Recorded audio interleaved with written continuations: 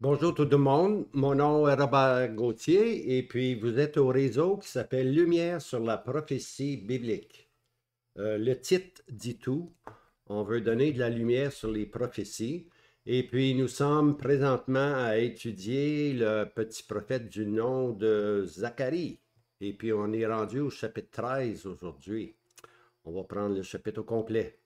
Il va rester un autre chapitre, 14, qui lui va probablement avoir plusieurs vidéos.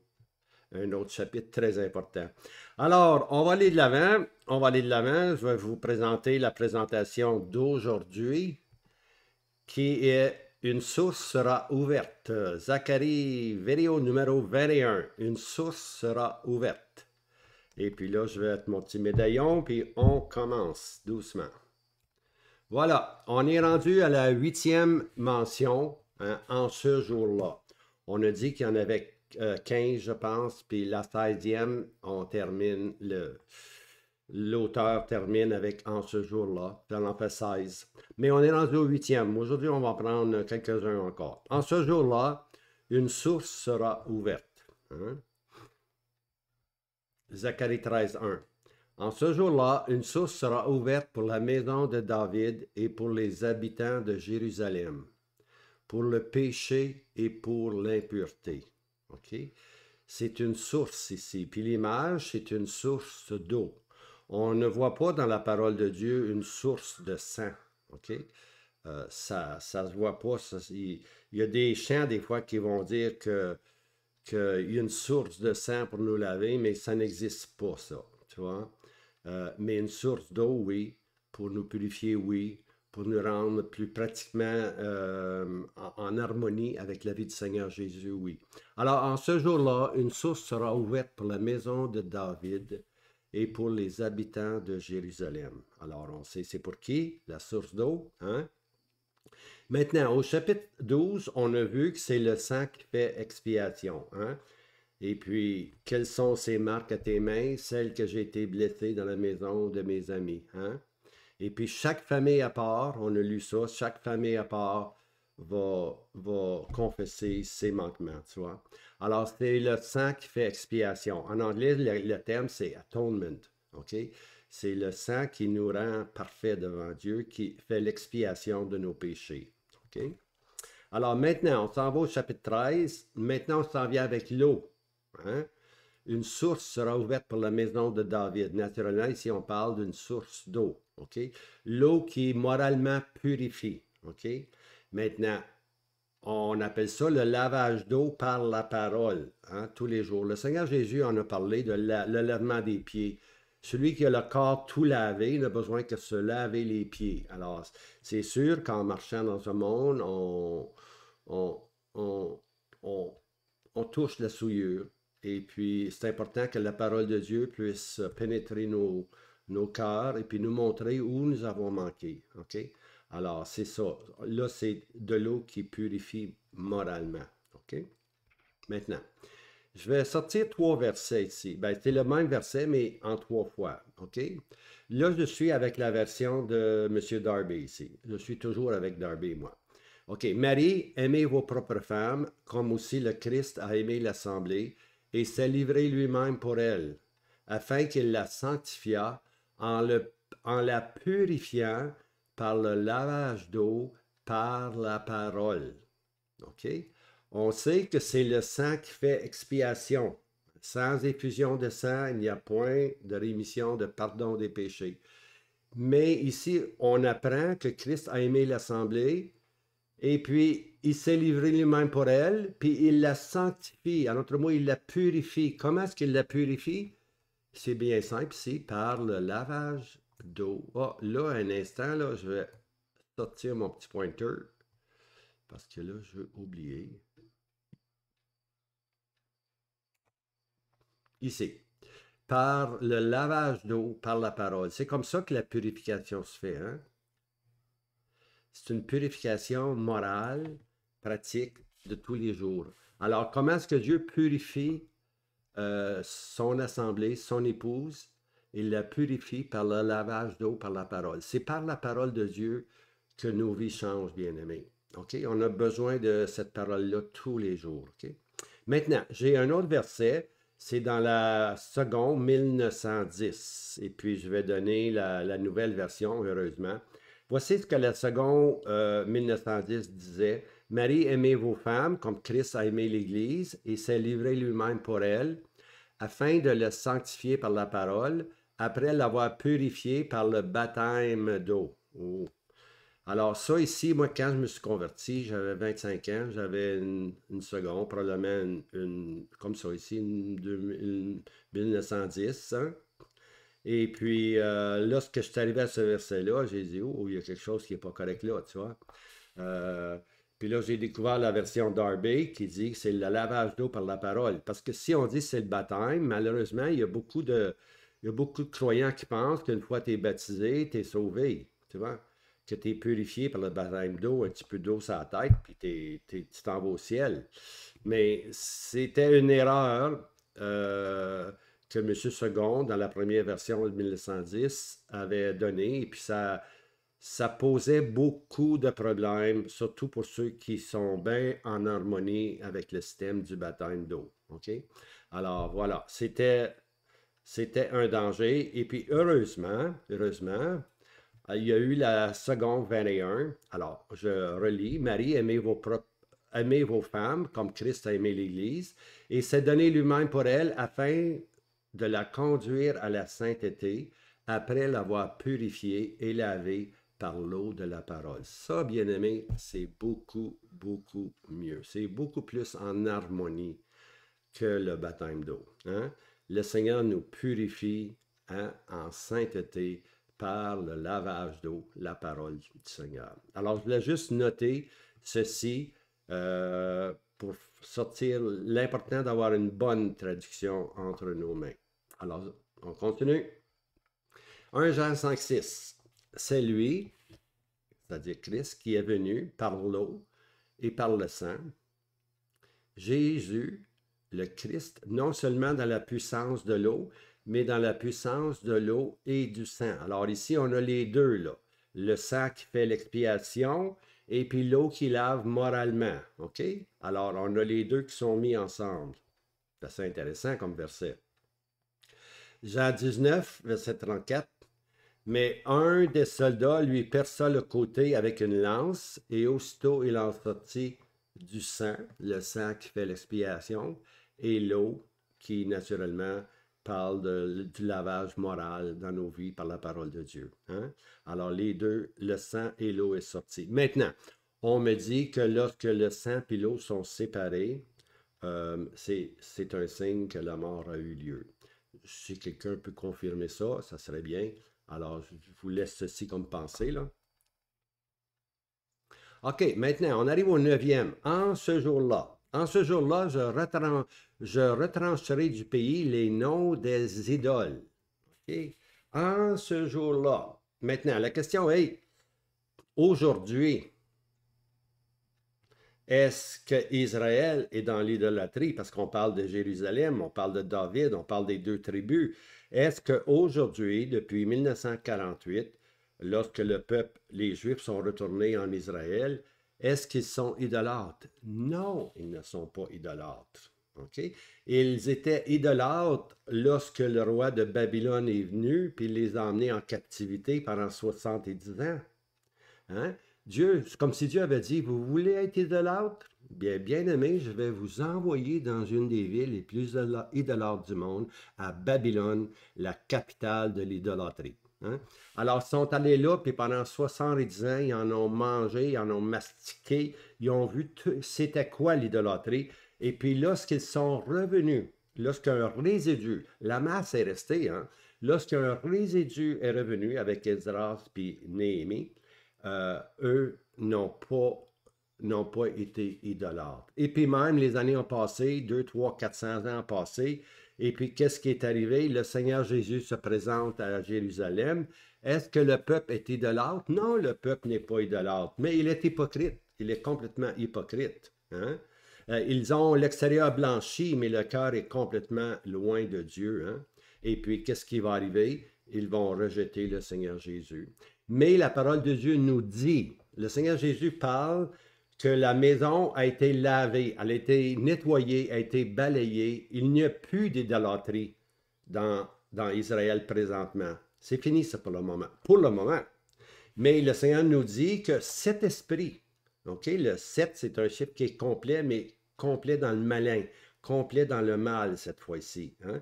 Alors, cet esprit plus mauvais vont venir, puis vont rentrer dans la maison, et puis Israël va être plus idolâtre qu'il ne l'a jamais été. OK? Et puis, ils vont tellement être idolâtres, Israël, dans le futur, qu'ils vont croire des faux prophètes, et puis qu'ils vont honorer l'homme dans la personne de la bête, puis dans la personne de l'Antichrist. Hein? Mais il vient un jour, OK? Après qu'ils vont passer par cette étape d'idolâtrie, puis on n'est pas là, là. Après qu'ils vont être idolâtres, en ce jour-là, je retrancherai du pays le nom des idoles. OK? Alors, c'est un jour à venir, ça. C'est un jour à venir. Puis ce jour-là va retrancher tout ce qui est idolâtre. OK? Tout ce qui est faux prophète va disparaître. Alors, voici les versets qui vont suivre. OK, je disais que l'ouverture de cette source d'eau agit moralement sur notre être. OK? Une purification pratique. Alors, une fontaine va s'ouvrir à Jérusalem.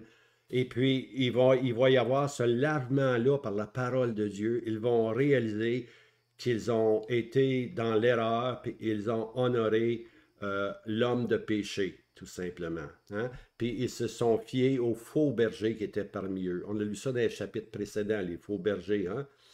Maintenant, ici, on s'en vient avec les faux prophètes. OK? Zacharie 13, 2. Il arrivera en ce jour-là, dit l'Éternel des armées, que je retrancherai du pays les noms des idoles. Les noms des idoles. C'est pas juste un idole, ils ont des noms, ils ont des personnalités, les noms des idoles, au pluriel. Hein?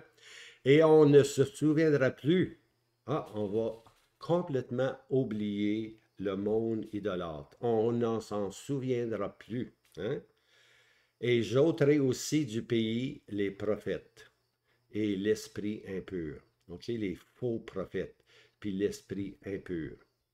Maintenant, l'esprit impur, ça veut tout simplement dire tout ce qui était offensif au caractère de sainteté de Jésus. L'esprit impur va disparaître complètement. Hein? Puis on va voir comment ceci va être sérieux dans les versets qui vont suivre. L'esprit de sainteté va les caractériser. 10e mention. En ce jour-là, que les prophètes, c'est en ce jour-là que les prophètes auront honte. Tous ces faux prophètes, hein, tous ces loups qui se sont déguisés, pour ainsi dire, qui ont dit que tout allait bien aller avec Israël, mais malheureusement, c'était le jugement de Dieu qui tombait sur eux. OK, voici le verset. Zacharie 13, verset 14, 4 simplement.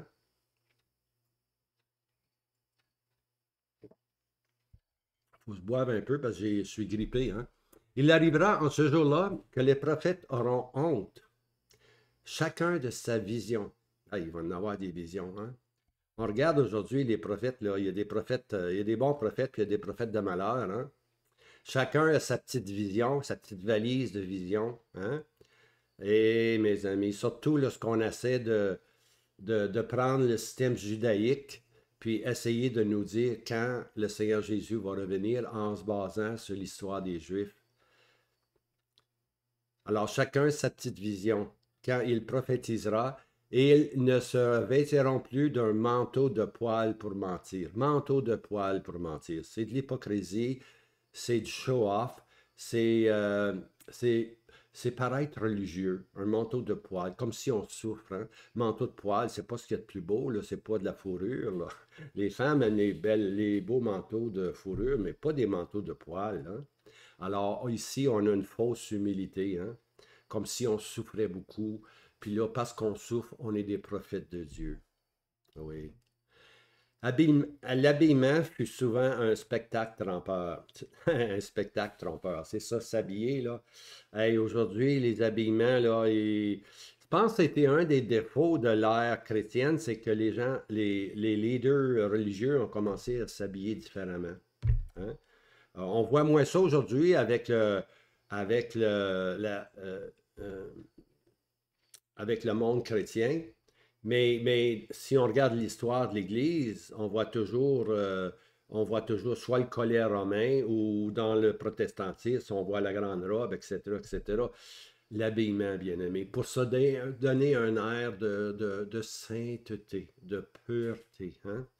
On essaie de déjouer les gens avec la façon, parce on a la première place. Hein? C'est toujours le problème des chefs religieux, c'est essayer d'avoir la première place. Hein? Alors, ceci, on simulait la souffrance et l'affliction. Hein? Alors, comme je disais, ça, c'est vraiment de l'apparence religieuse. Et puis, c'était une béquille pour le système chrétien. Vraiment une béquille. Ce l'est moins aujourd'hui, mais il y a d'autres choses qui apparaissent. Il y a d'autres choses qui apparaissent. OK, maintenant ici, on arrive au verset 5. Là, il y a un changement. Là. C'est un changement, boum, brusquement. Hein? Le bon berger et le vrai prophète. OK, parce qu'on a vu le berger dans les autres chapitres, puis on a vu ici les faux prophètes, mais ici on a le vrai prophète. Hein? Alors, le bon berger et le vrai prophète se présentent. Ils entrent en scène. Pourquoi est-ce qu'ils rentrent en scène ici? Pour prendre les conséquences du péché. Okay? Alors, ceci nous parle de la première venue du Seigneur Jésus, lorsque le Seigneur Jésus est devenu un homme, puis il a été assujetti à l'homme. Il prend sur lui-même les conséquences du péché. Vous allez voir, Zacharie 13, 5. Il dira, je ne suis pas prophète, je suis un homme qui laboure la terre. Hein? Pourtant, le Seigneur Jésus était le prophète. Hein? Isaïe avait dit que, ou dans l'Ancien Testament, que Dieu allait susciter un prophète. Vous l'écouterez. Lorsque le prophète est venu, ben, les gens ont dit, c'est pas un prophète. Alors, je ne suis pas prophète, je suis un homme qui laboure la terre. Okay? Ceci nous fait penser au livre de Genèse. Hein, après que, il prend la position d'Adam ici. J'ai l'impression ici que le Seigneur Jésus prend la position d'Adam puis la responsabilité d'Adam. Adam, qui devait être un témoin fidèle, a manqué. Et puis, il a dû labourer. Hein? Tu laboureras à la soie de ton front. C'est les conséquences. On travaille aujourd'hui, là. On ne travaille pas par plaisir, laissez-moi vous le dire. On travaille parce qu'on est obligé de gagner notre vie. Hein? Alors, Adam avait manqué, puis il y a eu des conséquences. Il doit labourer la terre. Et puis le Seigneur Jésus, maintenant, lui, prend sur lui-même la responsabilité. Là où Adam a manqué, le Seigneur Jésus se présente. Je suis un homme qui laboure la terre. Quelle humilité de notre Sauveur. C'est beau ça. Il n'est pas retenu comme le prophète promis. Hein? On ne l'a pas accepté comme le prophète promis. Il prend la position d'Adam responsable qui doit labourer la terre. Okay? La destinée de l'homme bien-aimé est dans la main du Seigneur Jésus. Alors, le Seigneur Jésus ici rentre sur la scène, hein, sur la scène qui appartient à l'homme. Il se présente comme l'homme parfait, l'homme qui va être obéissant, l'homme en qui tout va être confié. Et puis, est-ce qu'il va être fidèle? Oui. Il va être fidèle, oui, jusqu'à la mort, puis la mort de la croix. Il va s'assujettir à la mort. J'ai le pouvoir de laisser ma vie. J'ai le pouvoir de donner ma vie. Aucun homme n'a pu dire de telles paroles, bien-aimés. Seul le Seigneur Jésus, hein, qui est venu comme serviteur. Alors, toute la destinée de l'homme est dans la main du Seigneur Jésus. Zacharie 13, 5, ça continue. Car l'homme m'a acquis comme esclave dès ma jeunesse. L'homme m'a acquis comme esclave. Alors, c'est Christ ici qui s'assujettit à l'homme, c'est-à-dire qui donne des droits à l'homme. L'homme va pouvoir faire ce qu'il veut comme on fait à un esclave. On doit rien à un esclave. L'esclave est là pour nous. Et puis, le Seigneur Jésus va s'assujettir à l'homme. Et puis, à la croix, là, on voit là, ce que les hommes ont fait. Le Seigneur a été assujetti à l'homme. On lui a craché au visage, bien-aimé. On lui a mis une couronne d'épines sur la tête. Pas doucement, là. Pas doucement, bien-aimé. On n'avait aucune estime pour lui. Hein? on l'a fouetté, on lui a enlevé ses vêtements, on l'a humilié, hein? Et puis, alors Christ s'est assujetti. Il a donné à l'homme le droit de faire ça au Créateur, à son Sauveur, à son Messie. Le Messie était là pour le peuple d'Israël. Mais qu'est-ce qu'ils en ont fait? Ils en ont fait une souillure. Ils en ont fait une souillure, quelque chose de lépreux pour eux. Mais c'était le Seigneur Jésus qui, en grâce, s'était abaissé. Zacharie 13, 7. Épée, réveille-toi contre mon berger, contre l'homme qui est mon compagnon, dit l'Éternel des armées. Frappe le berger, et le troupeau sera dispersé, et je tournerai ma main sur les petits. Épée. OK, maintenant c'est l'épée. C'est Dieu maintenant là, qui prend l'épée. Réveille-toi contre mon berger. C'est comme si Dieu dit maintenant, je vais juger le péché dans la personne de mon berger, le seul bon berger. Je vais passer le jugement, c'est le jugement de Dieu qui tombe sur l'homme Christ Jésus, celui qui n'a pas connu le péché, celui qui n'a pas péché, dans lequel il n'y avait aucune forme de péché. L'épée doit le frapper. C'est l'Éternel ici. Contre l'homme qui est mon compagnon. Écoutez, là, mon compagnon, là, ça veut simplement dire que le Seigneur Jésus était Dieu lui-même.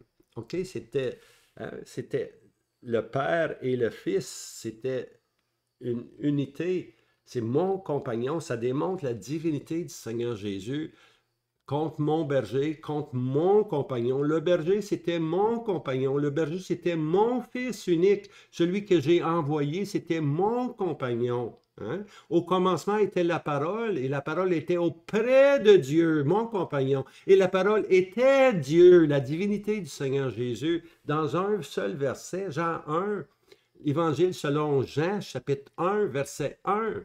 OK? Mon compagnon, dit l'Éternel des armées. Frappe le berger, et le troupeau sera dispersé, et je tournerai ma main sur les petits. Hein? Il va y avoir des conséquences pour le résidu. Le résidu va se trouver seul, va se trouver sans berger. Puis finalement, ce qui va arriver, c'est qu'ils vont passer par des moments difficiles. OK?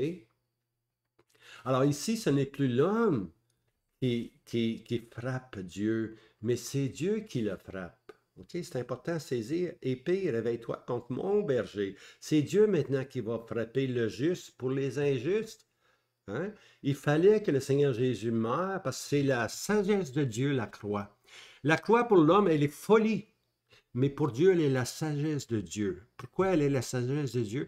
Parce que par le moyen de la croix, Dieu est juste et justifiant celui qui est de la foi au Seigneur Jésus. Dieu a trouvé le moyen, bien-aimé, l'avenue parfaite, laquelle il peut garder sa sainteté, sa justice, tout en justifiant le pécheur. Pourquoi? Lorsque nous étions encore morts, pécheurs, Christ est mort pour nous. Il a été notre substitut et maintenant Dieu sort en grâce. N'est-ce pas merveilleux? Ça, bien-aimé, c'est la sagesse de Dieu. C'est vraiment la sagesse de Dieu. Vous pouvez lire tous les livres du monde entier. Vous parlez aux hommes les plus intelligents, mais lorsque vous comprenez la croix, vous comprenez que c'est la sagesse de Dieu. La folie pour l'homme, mais la sagesse de Dieu de sauver l'homme sur le principe de la foi. La foi en qui? La foi en l'homme Christ Jésus qui s'est livré lui-même en rançon pour nous. Ah, je trouve ça tellement beau, moi, tellement beau, la sagesse de Dieu. Je loue la sagesse de Dieu. Hein? Qui aurait pensé, élève un homme sur un bois, hein? Et puis quiconque regarde à cet homme-là sera sauvé. As-tu regardé à la croix? As-tu compris ce qui est arrivé à la croix? C'est la sagesse de Dieu. C'est la sagesse de Dieu. Dieu veut te sauver, mais il faut que tu mettes ta confiance en lui. Il faut que tu crois qu'il était Dieu, Dieu manifesté en chair, qu'il était le sauveur du monde, l'envoyé de Dieu. Hein? Alors, comme je disais, c'est plus l'homme ici qui frappe, mais c'est Dieu. Mon Dieu, pourquoi m'as-tu abandonné? Hein? Il n'est jamais dit mon père. Des fois, les gens disent mon père, pourquoi m'as-tu abandonné? Non, c'est pas une question entre le père et le fils, c'est une question entre Dieu puis l'homme pécheur. OK? Alors, Dieu vient régler la question du péché. Mais pour régler la question du péché, le jugement doit tomber. Elle doit tomber sur l'homme. Mais dans 3 heures à la croix, 3 heures ténébreuses, toute la colère, le courroux de Dieu était concentré en 3 heures. Puis c'est à ce moment-là que le Seigneur Jésus peut dire, mon Dieu, pourquoi me-tu abandonné? Le Seigneur Jésus était dans le sein de Dieu, était toujours avec Dieu, c'était son compagnon. Mais lorsqu'il est question du péché, Dieu se doit de l'abandonner, bien-aimé. Il a été abandonné de Dieu. Mais maintenant, Dieu l'a glorifié, il l'a ressuscité, il a donné la preuve que l'œuvre de la croix est de ce qu'il y a de plus merveilleux à ses yeux. Il a ressuscité le Seigneur Jésus, et puis le Seigneur Jésus est dans la gloire maintenant, assis à la droite de Dieu, et il attend le moment de venir chercher son épouse qu'on appelle l'Assemblée. Alors, on vit maintenant dans une période d'espérance. Hein? Le retour du Seigneur Jésus, c'est ça qui doit caractériser notre dévotion et puis notre vie. Hein? Et épée, éveille-toi contre mon berger. Quel passage. Alors, comme je disais ici, Zacharie 13, verset 8, il arrivera dans tout le pays, dit l'Éternel. Lorsqu'on parle de tout le pays, là, naturellement, on parle du pays d'Israël. OK? Le pays de la beauté, Israël. OK? Il arrivera dans tout le pays, dit l'Éternel, que 2 parties y seront retranchées. 2 parties y seront retranchées et expireront, mais un tiers y demeurera de reste. Ça, c'est le jugement qui doit tomber, qui attend Jérusalem. OK? Puis qui attend les Juifs présentement. Parce que les Juifs sont apostats. Okay? Ils rejettent le Christ comme leurs pères ont rejeté le Messie. Maintenant, eux continuent, 2000 ans après, ils continuent à rejeter la venue du Seigneur Jésus comme étant authentique. Mais un jour, ils se retourneront et puis ils confesseront que Jésus est le Seigneur des Seigneurs. Okay? Alors ici, dans tout le pays, l'Éternel, 2 parties seront retranchées et vont expirer. Mais un tiers, il demeurera de reste. Un tiers, regardez ici, là. 2 tiers des Juifs seront retranchés. Quand se parle 2 tiers, là, c'est 60%. OK? Puis il va rester un tiers, 33%, qui va devenir le reste. Quand on parle du reste, on parle du résidu d'Israël. Ce que Galates 6 dit, l'Israël de Dieu. L'Israël de Dieu, ici, là, ici, c'est les apostats. Mais l'Israël de Dieu, c'est ici, un tiers. Okay, c'est le reste. Alors 2 tiers seront retranchés. Maintenant, il faut réaliser, c'est important de réaliser, qu'on parle ici seulement de la famille de David, là, puis de Jérusalem. Donc, on parle des Juifs, OK? Les 2 tribus qui ont crucifié le Seigneur Jésus, Judas et Benjamin, qu'on appelle aujourd'hui, en termes génériques, les Juifs. OK? Alors, c'est eux, c'est pas les 10 tribus. Je pense que je le mentionne ici. Regardez ici, là. Les 10 tribus, OK, ne sont pas incluses ici, là. Excuse-moi. Les 10 tribus sont éparpillées partout avec l'Assyrien qui est venu. Parce que les 10 tribus s'étaient séparées de David, hein? Et 2 tribus étaient demeurées à la maison de David, mais les autres, là, c'est devenu le royaume du Nord, si on peut dire. C'est devenu ce qu'on appelle Éphraïm. Éphraïm, c'est un terme qui veut dire les 10 tribus, parce qu'Éphraïm était comment est-ce qu'on dirait, la tribu la plus forte, la plus riche. Alors, c'est synonyme. OK? Alors, les 10 tribus qu'on appelle Éphraïm, eux ont été emmenés par l'Assyrien au nord, quelque part, Afghanistan, ces places-là, le Pakistan, qui sait où ils sont aujourd'hui. Ils ne savent même pas qu'ils sont partis des 10 tribus. Ça fait tellement longtemps qu'ils ne le savent même pas, mais l'Éternel va les siffler à un moment donné, et puis il va les rappeler. Puis sur le chemin du retour, sur le chemin du retour, il va séparer les bons des pas bons, les rebelles des fidèles. Il va faire une séparation entre les deux. Puis seuls les fidèles vont rentrer à Jérusalem. Le reste vont mourir dans les déserts des peuples. OK? So, Zacharie 20. Ça, on vous lit ceci dans... Non, excusez-moi, Ézéchiel 20, à peu près le verset 33, là. Et puis, vous allez voir que là, on parle des rebelles, hein? Que l'Éternel va les juger dans le chemin. OK? Mais ici, on est concentré, n'oubliez pas, là, la grande tribulation, c'est pour les 4J, les Juifs, Juda, Jérusalem, et puis ce qu'on appelle la détresse de Jacob. OK, l'autre 4J, Jacob. Alors, il n'y a pas d'église là-dedans, là. Puis il n'y a pas de distribu là-dedans, là. C'est ceux qui ont dit que son sang retombe sur nous et nos enfants, les 4J. OK, les 4J. Alors, voici maintenant, Dieu dit qu'il va, 2 tiers vont être retranchés, et puis 1 tiers va rester. Et puis, ce tiers-là qui va rester, là, on va voir ce qui va y arriver. Zacharie 13, 9. Et le tiers, OK, regardez ici, le tiers. Là, le Seigneur va nous dire ce qui arrive au tiers, au résidu. Et le tiers, excusez-moi, je l'amènerai dans le feu. Maintenant, moi, je peux vous parler de ça ici parce que pas loin de chez moi, là, 2-3 kilomètres de chez moi, il y a une fonderie. OK? Et puis là, on amène la carrosserie, toute l'affaire qu'on veut, là, qu'il soit rouillé, pas rouillé. On met ça dans le feu. Hein? Puis qu'est-ce qui sort là? Nous, on appelle ça dans le terme local ici, là, c'est de la slag. OK? C'est de la slag, c'est des rejets. OK? On purifie par le feu, on enlève toutes les impuretés, la slag. OK? Alors, je l'affinerai, je l'amènerai dans le feu et je les affinerai. On fait pareil avec l'or. Hein? On brûle le métal et puis les impuretés de l'or sortent, puis tout ce qui va rester, c'est de l'or pur. Là, ça a de la valeur. OK? Alors, je les affinerai comme on affine l'argent. Et je les éprouverai comme on éprouve l'or. Et ils invoqueront mon nom. OK?